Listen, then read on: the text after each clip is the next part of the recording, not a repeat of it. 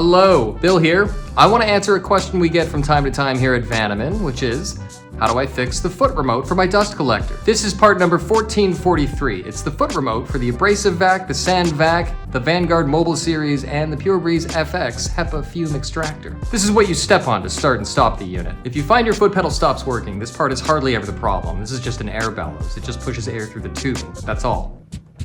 This is the actual air switch, part number 1442. This is most often the culprit. The tubing plugs into the top. When the foot pedal is stepped on, the blast of air from the tubing activates this switch. Now, the valve in this part does wear out over time. It doesn't take much air pressure to test this switch. You can blow on it like you would on a balloon and you'll hear the switch click back and forth. If you blow into it and you can't hear the click, that's a safe bet that the switch is worn out. You can replace this part yourself pretty easily.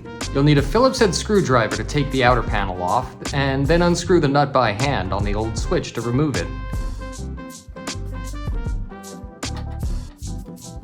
Then you can slip in the new switch, tighten the nut, and put the panel back on. And that's it.